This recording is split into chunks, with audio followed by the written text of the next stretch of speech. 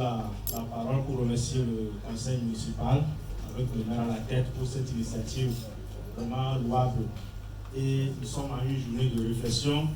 Il faut faire des propositions. Si nous sommes ici et nous parlons de l'insalubrité de notre ville, sinon de notre ville, la capitale qui n'est pas bien entretenue, c'est le tout tourne autour d'un grand problème qui est là. Le problème même, c'est la question de mentalité. La mentalité que nous avons vis-à-vis de la chose publique, vis-à-vis d'une initiative qui vient du gouvernement, d'une initiative qui vient d'une mairie, bref, de l'autorité publique. La façon dont nous concevons ça, c'est ça qui fait que nous pensons qu'en laissant un sachet dans la rue tout à l'heure, c'est l'affaire du gouvernement, ce n'est pas mon affaire, ça ne me concerne pas.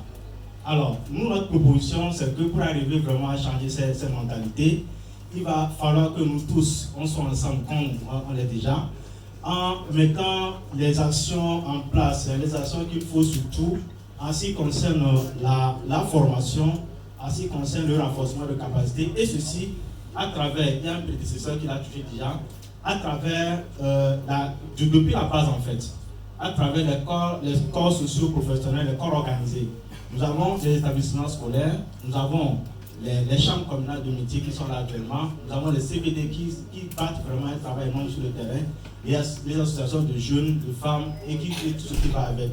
Donc nous proposons vraiment des tournées de sensibilisation dans les écoles, dans les regroupements de corps pour pouvoir faire passer l'information. Et ceci, nous devons, monsieur le maire, faire en sorte que ce ne soit pas quelque chose que nous faisons et que nous attendons le résultat demain.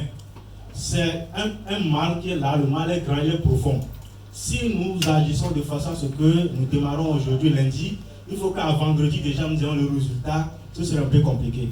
Donc nous proposons que la formation, les renforcements de capacité, les changements de matériel dont nous parlons, que ce soit mis sur un bon temps.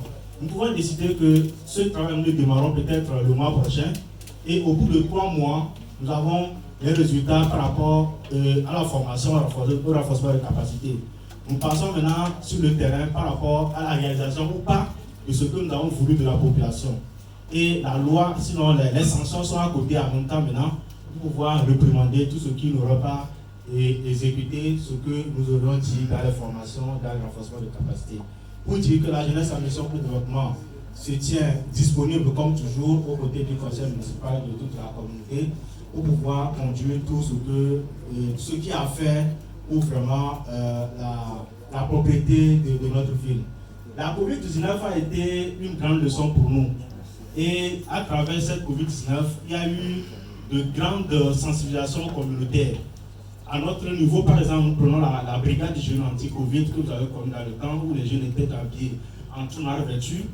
Il y a une capacité que nous avons vraiment obtenue dans ces sensibilisations communautaires. Ces capacités sont là actuellement au niveau de la jeunesse, au niveau des CDP avec qui nous avons travaillé étroitement. Et donc, on peut vraiment s'appuyer sur ces compétences-là pour pouvoir vraiment remédier au mal que nous avons sur les tapis. Merci beaucoup.